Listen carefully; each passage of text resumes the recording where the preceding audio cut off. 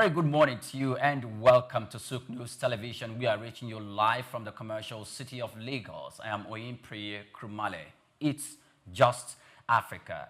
Now, from Lagos to Kigali, Nairobi to Accra, and Cape Town to Cairo, a new wave of Africa entrepreneurship is rising, not just to create profit, but to solve deep structural problems across the continent. Today on Just Africa, we spotlight new businesses to watch bold startups and visionary founders designing solutions tailored and made for African unique challenges. They are not just imported ideas, they are homegrown innovations built from the ground up, often by young entrepreneurs who know the pain point because they live them.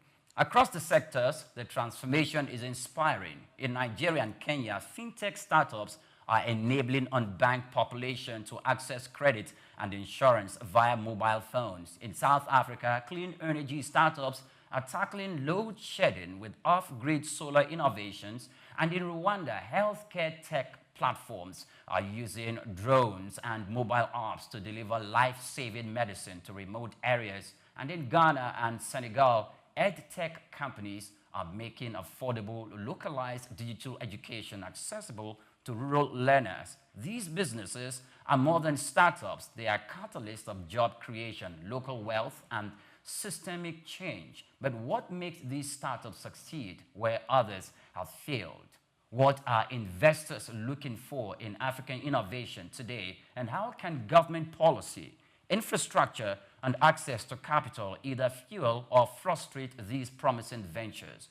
My name once again is Oyinpreye Krumale, and I have my guest here in the studio, and I'm going to read a brief of his profile as we commence the program at the moment. But before then, let's briefly go on a break. When we return, Just Africa continues. Do stay with us.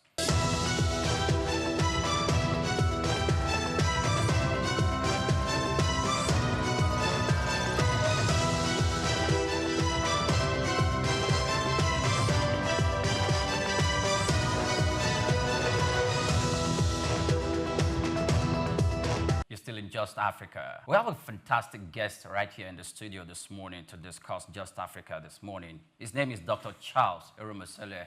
He's a distinguished human resource and capital consultant with fervent passion for people-centered development and strategic decision-making, essential for initiating corporate growth and sustainability. His extensive academic and professional background spans various fields, including digital skills, training, leadership, coaching, and community development, making him a versatile and impactful professional.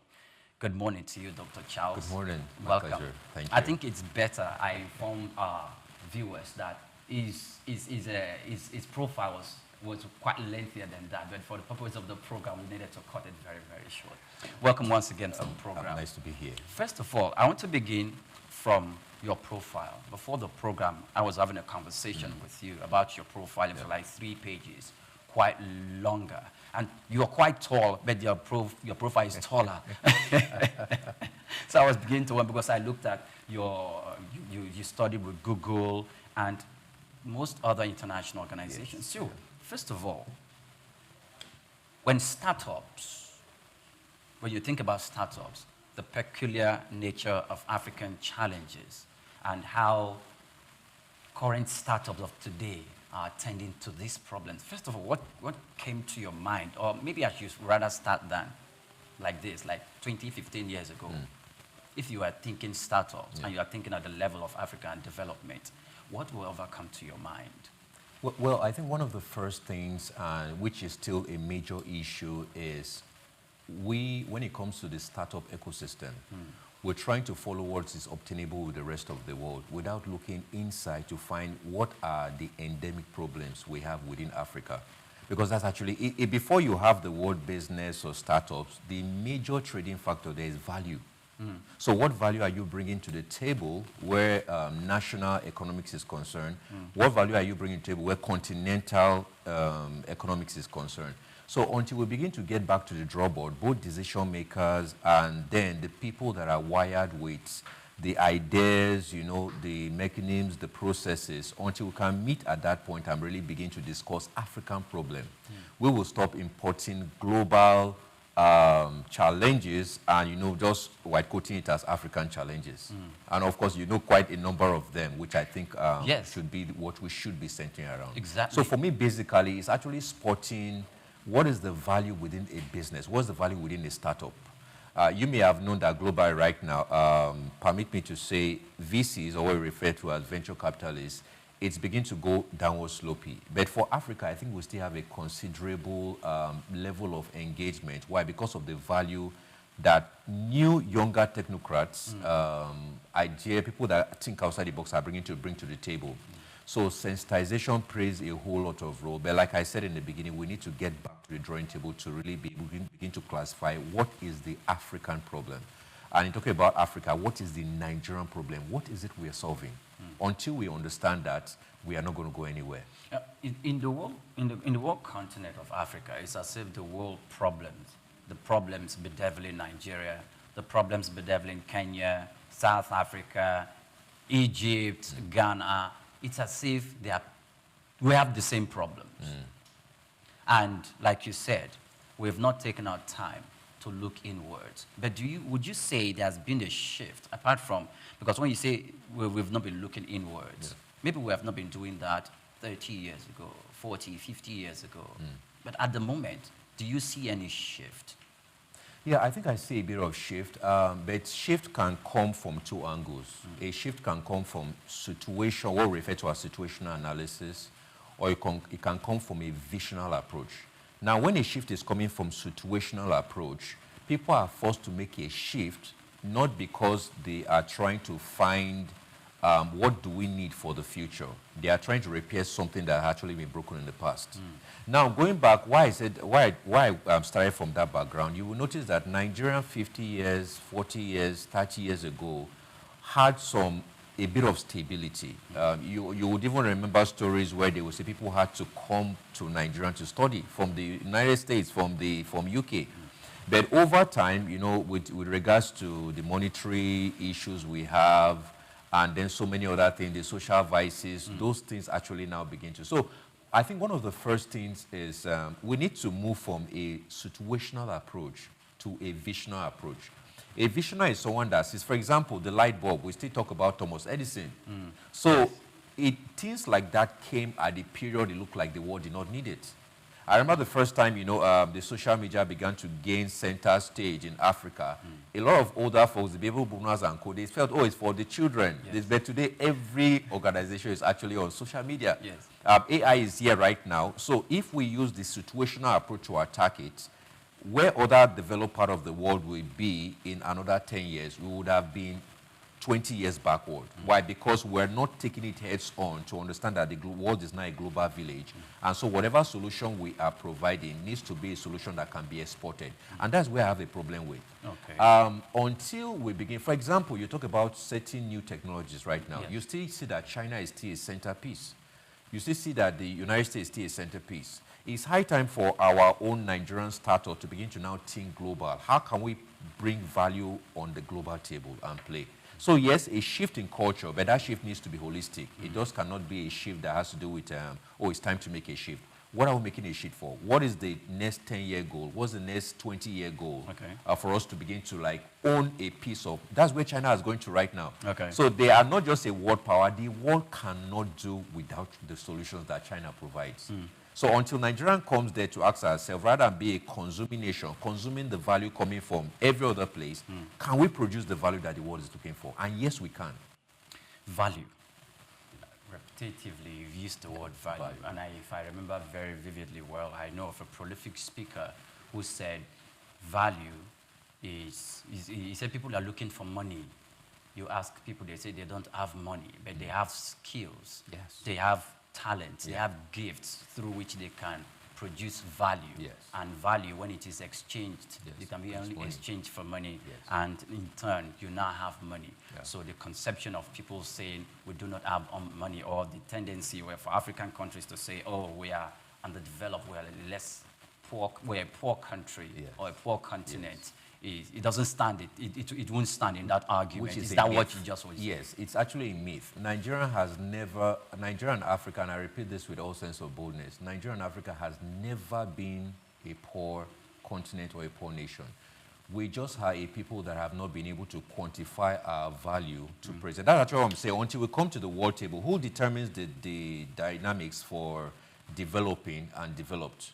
Because if you want to really go back to the table, you will notice that what powers a lot of Silicon Valley, what powers a lot of major sectors from the medicals to the engineering are actually Africans in diaspora or Nigerians in diaspora. You can go do the research. From the US, we have actually more Nigerian doctors doing far better than the counterparts over there. So the wealth of the nation, in as much as, yes, we have trillions of untapped wealth in terms of natural resources, our greatest advantage is our human capital, which has been grossly underexplored.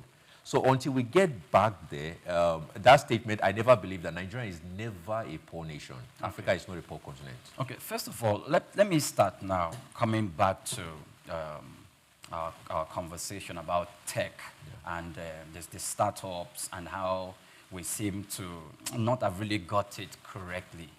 In the education sector, a specific organization in Nigeria, because I don't want to start mentioning names, they didn't pay for this particular session. They've made it very, very easy for people, pupils in schools who are learning to be able to access materials, academic materials easily. Either they are preparing for the West African examination, or they are preparing for JAM, or they are preparing for GCE, or even they are preparing for their A-level examination. Foreign examinations, there's a platform where all these resources are being made available, and with subscription, they can access, that subscription is either little, very, very insignificant amount of money. They can access these materials to be able to prepare themselves, unlike the days where we go to the bookshops and to buy lots of books. So the thing is, there's a perspective, there's a change of Nigerian startups, and this is in the focus of education. What do you think informed that for us to move away from the status quo, from the norm, like you painted earlier? Well, the world, if you either prepare for change or it takes you by surprise. So I would say Africa has the youngest population, of which Nigeria also, you're aware about that.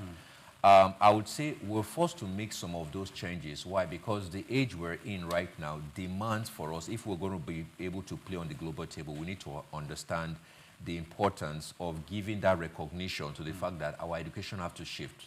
We can't continue on what used to be in the third industrial revolution, of which, if you allow me in the next 1 minute, we want to talk about the third industrial revolution. It was important for people to go to school. So education was actually created on the basis of mass employment.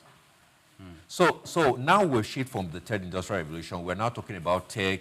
No wonder you're actually seeing the advancement. Nigeria actually occupies, I think, over 70% of, in terms of startup ecosystem, of tech-based startups, of which you already know that most of them are unicorns now. Okay, like you say, we can't mention names, but a lot of these people were people, private-owned business, that were able to really understand, let's go beyond the status quo and find realistic VCs, investors that can invest into our idea, and then it was quite easy for them.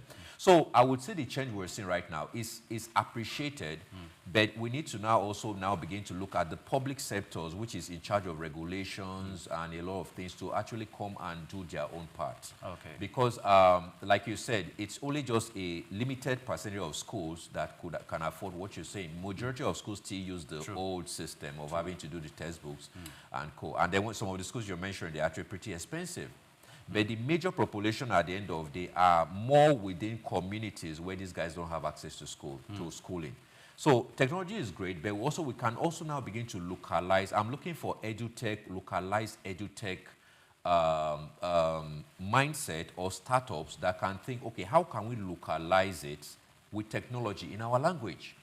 So that the teeming number of people in the rural area that may not have access to Queen's English, intonations, phonetics like we do, they can be taught in their dialogue, in their dialects. So in the Igbo-speaking community, we actually have Igbo-aligned softwares and stuff that can make education easy for the Yorubas. No, so if we have that, I believe that we are now talking. Okay. China, right now, education is not in English. Yes. No wonder you see the speed. So in other words, where other countries are, China has already gone 10 years light, speed of light to be there. Why? Because they find, okay, let's come to our convenience and find what works for us. And then nobody scores you. In our own traditional parlance, who English help? If at the end of the English cannot be used to, produce the result we are looking for. We have more guys right now with clean certificates, but there's no job. So it's going to be a mess at the end of the day if we have technology coming at this level and it's not being embodied by the public sector to come in and also be a major player in ensuring that this grows beyond just one or two private schools and grow into the public sectors as well. Okay. Now, in mentioning names, like I said earlier on, but if you are making references to some of these organizations who are really doing it, you can't mention their names. You're not banned.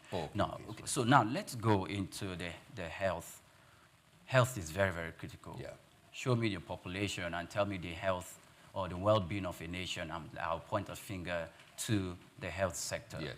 So, do you think startup-wise or bringing technology to run in that space, how would you assess us? How would you assess Africa from what you have seen? Because I know you're somewhat traveled. Yes. So how would you assess the participation of Africa in that particular space, make comparisons with the first world? And yes. Funny enough, we have some major advancement where health is concerned. I know a lot of people now are beginning to think, because I also play within the tech space for health-based institutions. And I know health-based institutions right now that are already giving much more recognition to telemedicine. Where at the end of the day, you don't actually have to be in the doctor's office to be able to have the best health treatment. Okay. Some great guys are already beginning to think innovatively where health is concerned. I think it is Kenya also. I know that an app was created where there are certain minor diagnoses that can be done just with an app. Okay. So we're already beginning to catch up. It's just the speed now. We really need more people to now begin to not just think about what I would refer to still the red ocean, which is the fintech.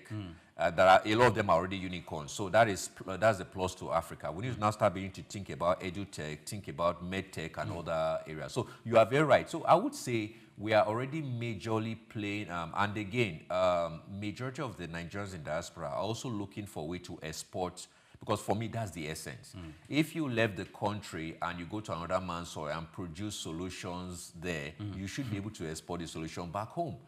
And then the public sectors, our government officials now need to also give room to appreciate the growing level of tech in health, where you don't have to fly out. There are very beautiful systems created in Nigeria now where you can actually have what you are going out to get. Okay. So I would say that there has been major improvement. We just need to see more. I want to bring something to your notice. Now, in Nigeria, in Lagos, I think it's even in Lagos State, the general hospitals. When you go to the general hospitals, they're telling you you don't need to be, we have 2-4, that's 24 hours consultancy services. Impressive. You don't need to come in person. We can link you up with a doctor online for you to give out your, and some other HMOs. Yes. Whether it's organizational driven or personal engagement. Immediately you have paid and you subscribe monthly, and they are telling you that, okay, before you come to the hospital, immediately you lay a complaint, a doctor is online to either speak with you or chat with you. Exactly. So to an extent, I would say would have gone to a specific level. But in this specific sector, let's look at a few challenges that we encountered some time ago. Not only, it's not peculiar to Nigeria. Even though during that former administration, we were told that, okay, that's when our doctors were leaving the country in droves. And the National Association of Resident Doctors were always protesting because they felt the government was not creating the enabling environment for their doctors, the young doctors, to thrive. So they were leaving. And was it Saudi Arabia or one of those countries in Asia? They came and they were recruiting Nigerian doctors in the Federal Capital Territory, Abuja, until the government got a wind of it and tried and intervened. The same thing, you go to Ghana, you go to South Africa. it's like a difficult environment for Nigerians to learn. After they've gone through the rigorous process of learning and they go out, they perform, they are at the top. So I was thinking, what do you think could be the challenges that we face here that could be a restricting force for us to really expand and express ourselves academically until we get out of this place? What are the things out there that are not present here, that by way of policy the government can replicate them here for us to thrive? It's so sad to say, and what you're referring to basically is brain drain. And if we actually look, sometimes, like I remember during that scenario, a lot of people were holding the doctors responsible, but the truth of the matter, until an enabling environment is created for people to be able to flourish, fishes don't do well outside the water. The same thing, birds don't do well without flying. So when a doctor actually emerged, they are looking for ways to ensure that as they are also rendering value, which is still value. A lot of people think value is not about business. Value is about anything you deliver that is of major necessity in the world. Now, when they see here that somebody had gone outside, the person is better paid. There are we don't have things like the kidnapping. We don't have some of these social vices and a lot of problems that we have in those Power. We don't have power issue. Of course, if you were given the option, what would you do? You will take it. And again, sometimes you say these doctors should not take. What do they have to fall back on when they don't feel recognized by the government, maybe of a particular sport? Because I learned that then, if you remember, there were different strikes. So there were different, where at the end of the day, both public and private need to come to the table, and government and, the doctors come to you and say, this is what we need to affair. But at the end of the day, if in an agreement, you don't treat me with the value I think I deserve, I will find a way to get it. Especially when the other part of the world, they are looking for Nigerians. This is what a lot of people don't know. Nigerians are the hottest cake in the UK right now. In whatever sector? Yes, whatever sector. They said if you get to any place in the world and you don't find Nigerian, run. It's very true. So Nigerians are actually the brain box that is keeping the UK medical industry or the UK health-based industry in the spotlight. The same thing with the US. I'm sure you've heard about recent where you say, the first Nigerian that is able to do a perfect brain surgery, and all that. So we don't have a problem with our people. We rather have a problem with people that have actually been set there to make the right policies to govern, our people. By the way, it's not just in health, like you said. In education also, our teachers are actually the lowest paid if you actually look at education and compare what is happening in other parts of the world. So until we now begin to recognize the importance of our human capital and create the enabling environment for them to feel, this same thing you're saying is happening in the banking sector right now. I'm sure you're seeing a lot of flops here and there. It's because most of the technical-based services within the banking sector, also, these guys are getting better deals outside. And then before they go, there will always be a complaint. That's why I'm letting you know now. They didn't just pick up their bag and say they were going to the UK. They actually came to the table, but the enabling environment is not there. At the end of the day, you are a doctor, you don't have access to the right thing to take care of your family. What will you do? You want to just... but there's also a complaint coming from those who felt that the doctors somehow, not only in Nigeria, in other African countries, should be sensitive to the ethics that govern their profession.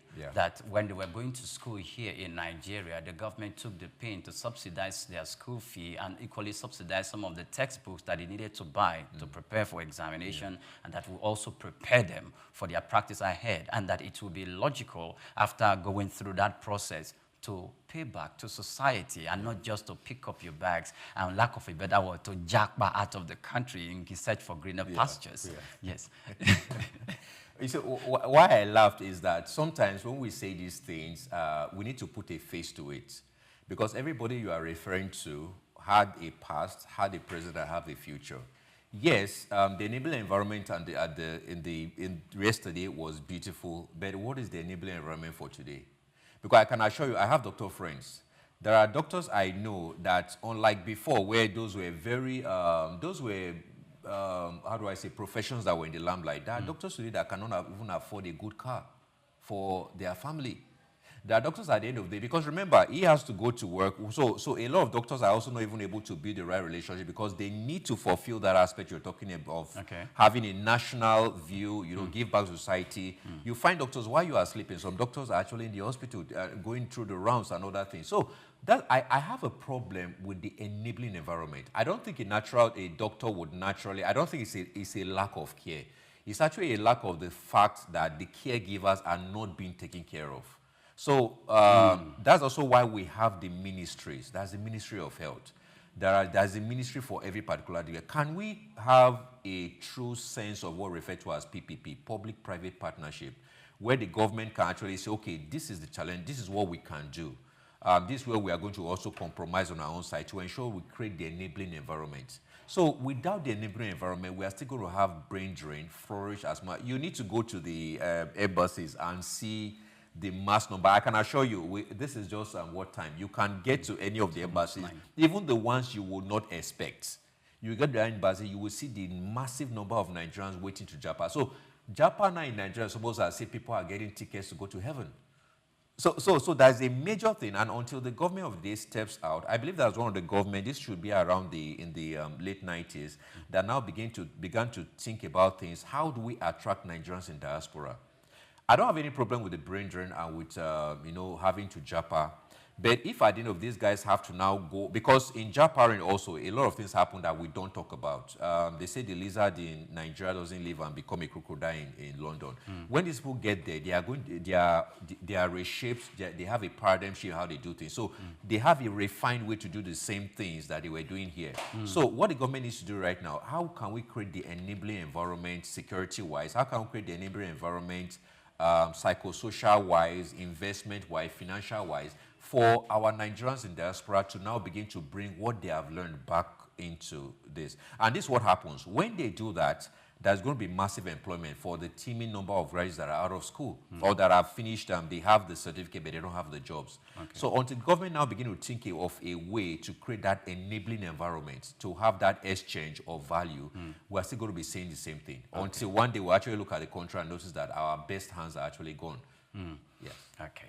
Well, you're still watching Just Africa, and we are reaching you live from our studios at Souq News Television. We're going to break. When we return, we'll go into other parts of the conversation. Do stay with us.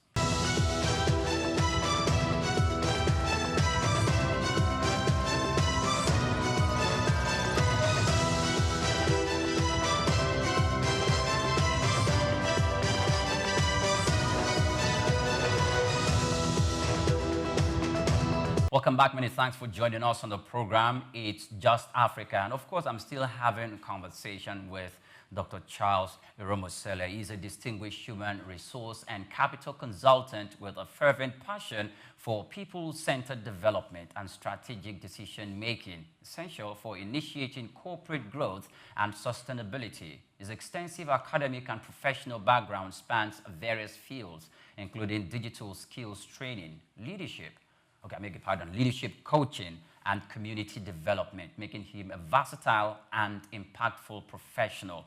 He's still with us right here in the studio. Good morning to you once again, and welcome to Just Africa. Yeah, thank you. Now, I want to mention an area where I think you're quite familiar with, and the transformation in that specific part is something that everyone in Africa, and indeed the globe, can reckon with. And it is fintech, financial technology. 20, 30 years back, we can say that the population of people in Africa that were unbanked were massive, if not 10 times more than the population of people that were banked. Yeah. And that's because the conventional banking system was running the show. Yes. But now, it looks like there's this disruptive technology that came into that space, and we have still not, got ourselves back from the shock. Yeah. What do you think? Massive, and that's now that's what we're talking about. That's a way to demand for value that can be transferable to the rest of the world. I don't know if you're aware of this. In 2024 alone, I think just by virtue within the startup ecosystem, in terms of equity funding, Africa was able to pull in as much as over $500 million US. And I believe the world started taking attention when several years ago, I believe about 4 years ago, the likes of InterSwitch, Flutterwave, Paystar, quite a number of them. And right now, we're already seeing some come on the scene. In short, right now, if you get back to the average person on the streets that doesn't have formal education, if you ask them for their account, they will likely say it's an OPay, or is money point. Yeah, money point. Kuda. And a number of them. So that is the way it should be. Is the solution, the reason why a lot of people were unbanked, the procedure then where, you remember years ago, you have to queue in a line to do a withdrawal or to do a deposit. When ATM came, at the end of the day, the line now moved to ATMs. But now today, you can, there are people I know that have not done anything. I'm not a cash person because now the world has actually become better where you can easily just make transactions. So they've brought banking to a level where right now, people no longer go to the bank comes to them. So that's what we're talking about, the innovativeness, because you can't talk about a startup that will succeed in today's world, whether fintech, edutech, or whatever, or in the agri sector where we're talking about precision agriculture right now. You can't talk about any of them without talking about the innovativeness of the idea. So right now, what is Moneypoint and other people doing? They are now having to take POS to the people as opposed to them having to do the other way, conventional banking system we do. And so right now, they are actually leading the way for our conventional banks to look and follow, which is what needs to happen in every single sector. My only challenge, like I know, is I still feel that we're staying too long within the fintech industry. For example, imagine just only one, I think it was Moneypoint, just in October 2024 that did, I think, $110 million US. In short, that took them into the unicorn status. So we have right now, I think we have as much as 7 African startups, private-owned companies like that are called unicorns. In other words, they've made in terms of their portfolio, they are over $1 billion US. So that's a pointer to the fact that when you now begin to give the average Nigerian attention, you are going to definitely see a lot of changes. Today now in Canada and US, they're already thinking about precision farming, where things like irrigation doesn't have to be human-led.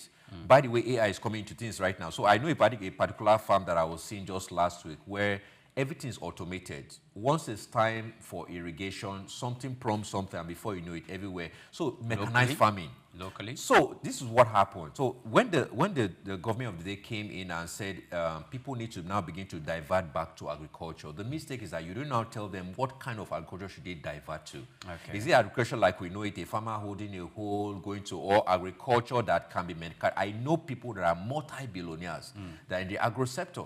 They've been able to find a way to bring in technology. There are setups, like you said, we can't mention it. There are setups I know now. Go on, you can reference. Yes, there are setups like farm tech that have now begun to break into a system where for the average farmer in the village that needs maybe 100,000, they are able to create a software or a mobile app where people like me and you can begin to deposit maybe 20,000 naira, 50,000 naira, 100, a million, to be able to help reach those farmers. And then at the end of 6 months, at the end of 1 year, you're able to get a return on investment for that. Now, the more institutions, the more private organizations now begin to take advantage of that, because my focus now is, while we're waiting for the public sector to catch up, we as private sector, we must not be found wanting. So that is actually where the major thing is now. So fintech, yes, but I think it's high time also we'll now also begin to look at exploring other areas. And fintech, let me tell you one, let me just take one example because of time. One of the things you need to understand about the fintech dominance, like we're seeing right now, is that let's ask ourselves, what were they solving? Number one, you would remember at a time to do business between Nigeria and any country outside the world, it was a Herculean task. You had to be doing PayPal, which eventually had to go out because at the end of because of the level of fraud and everything that was happening. But right now, we're now beginning to have other people that are thinking, how can we bridge the gap? So right now, we have a gap, and particular areas I can mention that I think need to now begin to take in. We now start finding innovative ideas around that will be the issue of security. Okay. Can we now begin to find people that, young startups that can think about, okay, this security stuff, can we now begin to make drones? Can we now begin to find a way to curtail Because the same thing with the telecommunications sector as well. If these guys are having to call with a phone, it can be tracked. So can we have startups that now their base is just to focus on tracking? Listen, it doesn't have to be a big idea like a lot of people think. I remember years ago when it came to money in the bank, then the traditional bank, somebody brought the idea of having to put money in a leather bag in the bank. And that became an idea that now, flourished. During the COVID-19, I can tell you that a company in Lagos here was able to come into, okay, this masks, can we create masks ourselves? And they started making masks. Now they have metamorphosed into something that's still of major value to the nation and to the continent. So the value doesn't have to be big. People are listening to me right now, and they are failing to realize that they are sitting at home with value and waiting for money and salary and other things. Right there in your house, do you know that there are people that if they don't have access to POS, you can actually start a POS business, get it registered, get the basic, and then at the end of the day, so in providing your solution, you get wealthy, because finances will always move in the direction of value. Oh. So truth be told, I think we now need to break the word and go back to what I said earlier on. Value is about finding what is the problem we have right now, and how can me and you, how can we solve that problem? And then we can now begin to talk about every other things, the standards, the systems, the availability. And then I know you've not asked this question, but let me also just hit another area. I think a lot of our startups and individuals have a problem. People are less informed. Nigeria has more population, over 70%, that are giving more to entertainment than information. If you check the average Nigerians for now, these are things that as our organization will be able to run some statistics. You run through the phones of 100 Nigerians. I can bet you that 85% of them have more of music, have more of movies. They are binging on series. And you have only just a limited people that are actually feeding their mind with what it takes to progress. You want to compete like those in Silicon Valley, but you have over 7 hours in your life given to entertainment. How do you compete? Because let our children not ask us questions tomorrow. When Nigeria had the opportunity to be in the face of the world, bringing value to the table, where were you? So that's the question we need to now start asking ourselves. So everybody needs to go to a drawing board. It's so easy to. Somebody says, why you are pointing your hands to government? The remaining 4 is pointing back to you. So the question about you, and guess what? The government of the day for your children is not the government sitting in Asoro. The government of the day is you. So more people now begin to now start thinking about what problems exist within my environment. Or at the end of it, look within yourself. What potentials do I have? What purpose am I wired to do? How can I put value on it? And then for the rest of the world. And whatever works in Nigeria, I can bet you can be exported to other African countries and the world at large. Great. There's something I want to bring to your notice. The advanced climes that African countries study to want to replicate some of the good things they've done over there here because of the benefit and the value that it carries. They spend more time. They have this knack for research and development. But at the moment, it doesn't look like our conventional education system, is not, we can't say we can't give them plaudits in research and development. They are there, but it's below average. Do you think that is contributing to Africa's backwardness in really bringing out innovation in the necessary areas? Okay, first of all, I think I want to just appreciate everyone that's within those sectors doing the heavy lifting, the hard work to see. You can go over the internet, you're going to see a lot of people doing fantastic things. You know about a particular, what do we call them now? The people that are on the internet, what do you call them, that's actually canvassing for the repeal of schools, influencers, a major influencer that is canvassing to put water boreholes in schools. And now, if we can have 100 people like that doing that, then we are now talking. So going back to the, I really think the government, this is actually where the government now needs to come in to find how can we create we are still going back to the word, enabling environment for these guys to be able to flourish. So yes, we are far beyond, and a simple question I will let you right now. Is infrastructural development good? Fantastic, it is. But at the end of the day, how much in the budget, or how much is in budgeted towards education?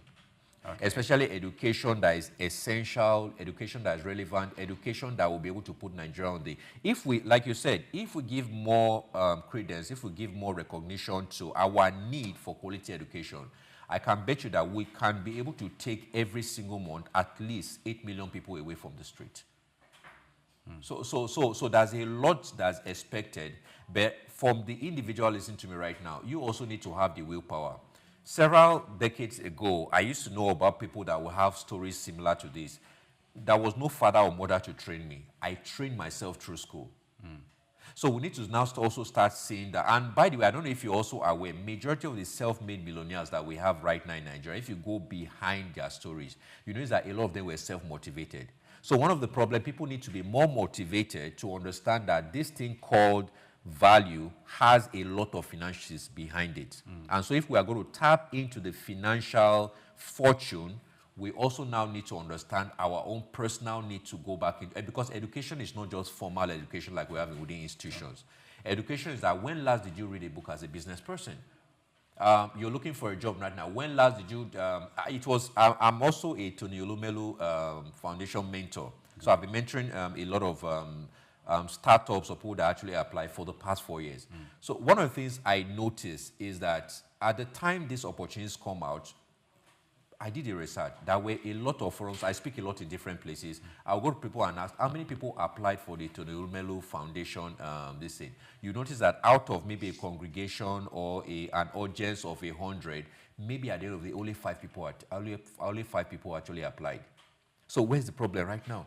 So you can see where the information you give yourself to is what determines what comes back to you. So while that person is not aware of the information, every morning they are praying, God, open a door for me. Lord, open a way for me. They are looking for the next uncle, the next auntie, the next godfather. The information you have you taken advantage of it?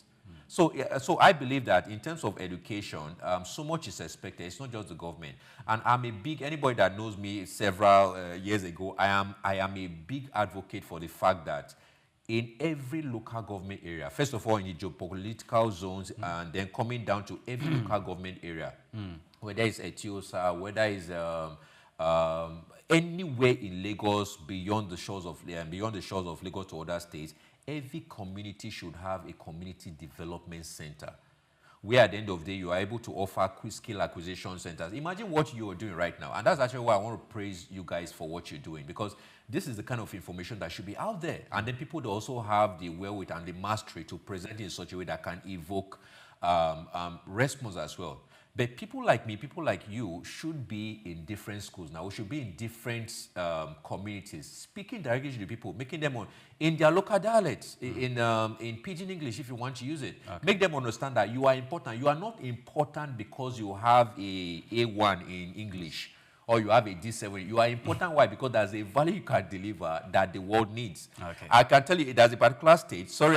There's a particular state in Nigeria that I know that the richest person, I don't know of now though, this was about 4 years ago, the richest person in that particular state is non-literate. In short, he has to hire a graduate to attend to all his financial matters. He doesn't do any signature, you have to do a thumb print. So the word of value is not a respecter of your certificate, or it's a respecter of what do you have to bring on the table. Okay. Yeah. I don't want you to leave without taking this into consideration. In the concept of globalization, transportation or the movement of persons from one place to the other, it's a big deal. Yeah. And when you talk about the deposit of mineral resources, all attention will come to Africa, the continent of Africa. Yeah. So do you think we have exhausted ourselves regards to innovation in harnessing or exploring these mineral resources?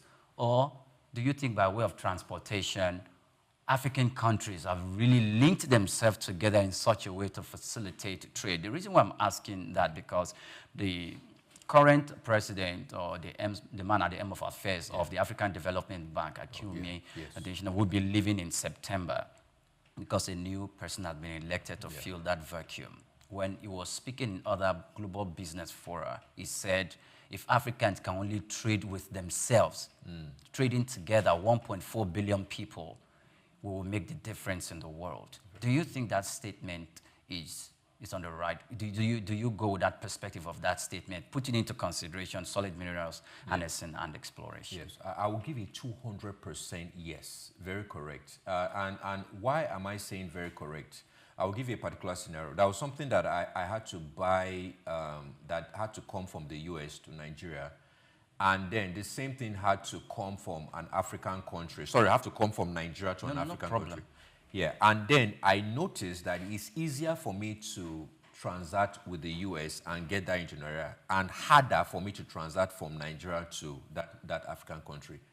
So the trade barriers are really quite heavy. I still also believe in the mindset of what the ECOWAS was doing at the time, where there was this talk on getting a single currency. How can you say that you are within a particular continent and countries are actually at loggerhead when it comes to the trade battles and a whole lot of things? So African is actually disintegrated on the trade lines, and I think we need to bridge that gap. Until we do that, for example, I don't know if you look at Asia, why is China making a major a major advancement? And then you also see in Korea the same thing, Malaysia, you see this. These are countries that, for example, Malaysia was actually quite poor several years. The truth of the matter, majority of what makes Malaysia what it is right now were things that were actually gotten from Nigeria, talking about palm oil. But today, they are actually one of the top economies in the world to reckon with. Whereas the Nigerian that actually was the braggadocios, was the big uncle of yesterday, still a sleeping lion. So the truth of the matter, until African nations begin to really come together, it's enough to have meetings and all that, but those things need to delve to a place where we understand that, number one, in population, there's already a major crisis. It's been said, I think, Africa is going to become the largest populated continent in the world. I can't remember what is the date. Yeah, by in 2050. We are mass producing like never before. So in 2050, this is what's going to happen. If you're not careful, it will look as if crime will now be legalized. Why do I say that?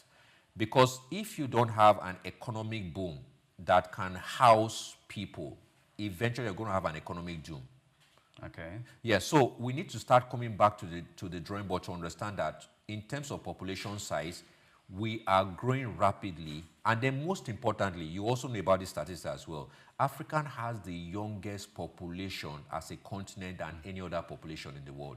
UK is already in trouble right now because there's also a system where majority of the people are actually getting much more older, and so they need fresh blood. So the reason why you are even seeing some of these opportunities for Nigerians to go to places like the UK, Norway, and some of these places, because it's not because we are Nigerians. They are actually looking for fresh bloods that are cheap in labor to actually hire.